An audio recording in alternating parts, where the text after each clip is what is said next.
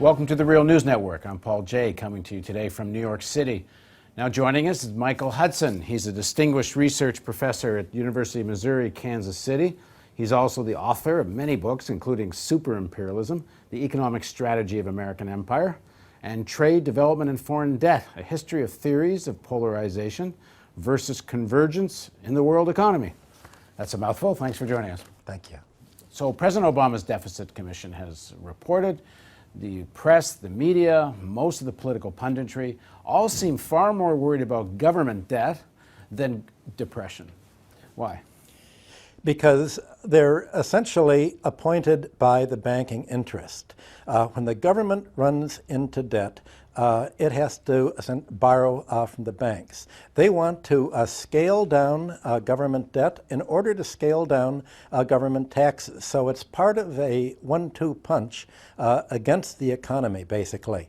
To the Deficit Commission, a depression is the solution to the problem, not a problem. That's what they're trying to bring about, because you need a depression if you're going to lower wages by 20%. And why do they want to do that? Because they have the illusion that if you pay labor less, somehow you're going to make the economy more competitive and the economy can earn its way out of debts, meaning their employers, the banks and the companies, can make more profits and pay more bonuses and stock options, and somehow their constituency, Wall Street and the corporate economy, will become richer if they can only impoverish the economy. So essentially you can think of it as between a parasite and the host economy.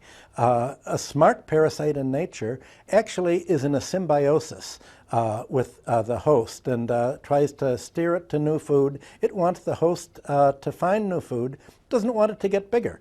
The parasite wants itself to get bigger. But to do that, it has to take over the host's brain and make the brain think that the parasite, in this case the host, is the industrial economy, the real economy of production and consumption.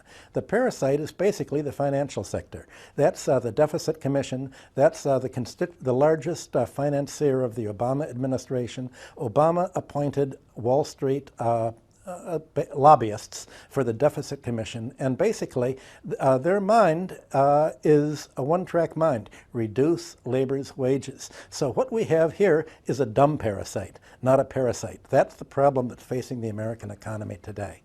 The problem is that the parasite's not only taken over the brain of the economy, which is supposed to be the government, but it's taken over its own brain in the process, and it actually imagines that corporations can make larger profits and the financial system can survive if they just bring on a depression. Okay, in fact, it'll be the exact opposite. Well, back up a step, because if you go into the recent crisis, the amount of consumer debt as a result of lack of real wages and real demand is, I've always understood, as one of the underlying reasons for the crisis. You create this bubble, but it's based on artificial debt. So if you take out even more consuming power by driving down wages, you take out even more consuming power by cutting unemployment insurance, you take out even more consuming power by various new kinds of taxes they're even talking about in terms of consumer taxes. So don't they actually exacerbate the problem, exacerbate the crisis? But you're saying they want to. From their point of view, let's look at how the Wall Street and the large corporations view the economy. They look at two cost functions. One is the cost of doing business, the cost of hiring labor and producing goods, but the other cost is that of taxes. The object is to reduce their taxes by shifting the tax burden off finance, off industry, on to labor. And the function of the Deficit Commission is to change the tax system, to get rid of the taxes that fall on capital and to make the taxes fall only on labor. That's going to at least free them from the government so that they can use all of the government's credit creating power to bail themselves out. So the second thing they want to do after cutting taxes is to cut social spending so that as much of the government spending power as possible is available to bail out the inevitable collapse when it comes financially and to give subsidies to companies. So the idea is basically to reverse the progressive era's whole economic philosophy and this involves impoverishing the economy in the process, but you have a mindset very much like you had in England for centuries that somehow thinks if you can only hurt labor, you'll be helping capital. That's why England lost its industrial position. It's a wrong mindset. It doesn't work, but that's how they feel because that's their mentality. Well, in terms of their mentality, is it simply après moi le déluge, like we'll make some short-term dough and we'll worry about the long-term later?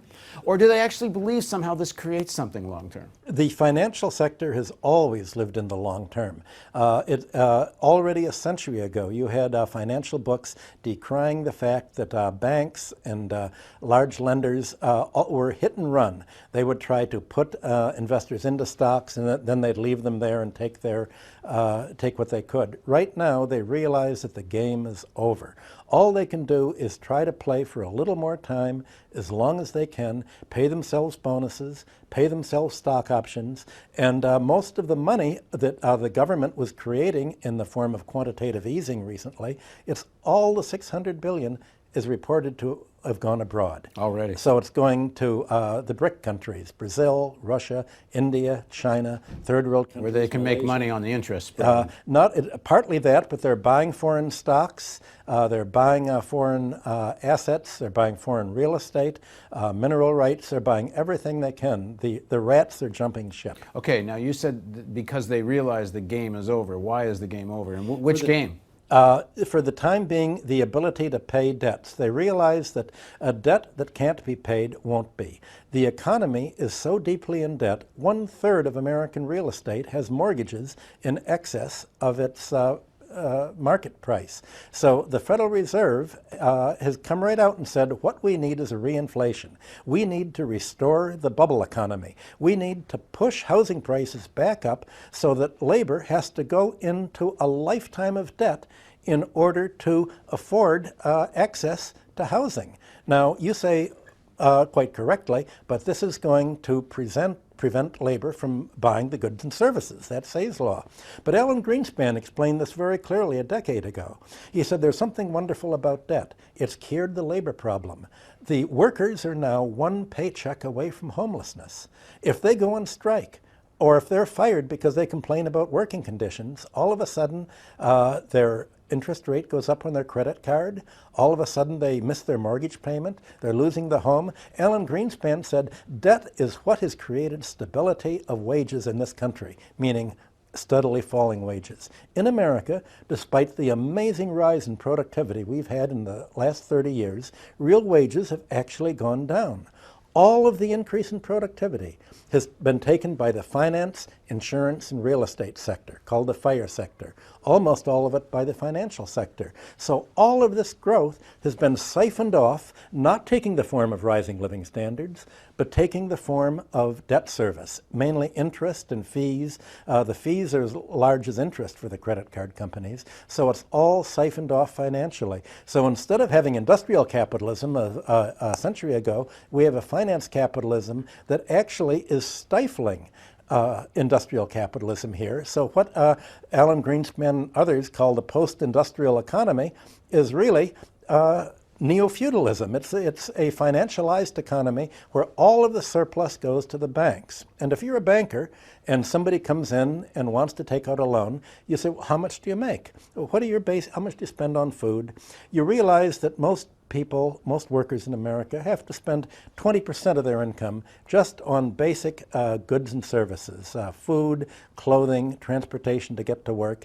Everything over that, they think that's all available to be paid to the banks. The idea of a banker is for the entire economic surplus to be paid in the form of a financial surplus. Well, it doesn't seem to be sustainable in any long-term way. So where does this lead 5, 10 years from now? Because we're not likely to see any significant changes from this Washington politics. Well, if you study biology, you know that there are more species of parasites than there are of hosts. Of course, it's not sustainable, but to a parasite, you don't have to be sustainable because you're a parasite. That's your mindset. You want to take what you can, and at a certain point, you devour the host and skip to new hosts. That's what they're doing. They're going to shrink the American economy, and they're going to move to Asia or to other countries, which is why you have the economic split between the BRIC countries' currencies that are going up and the dollar and the euro that are going down.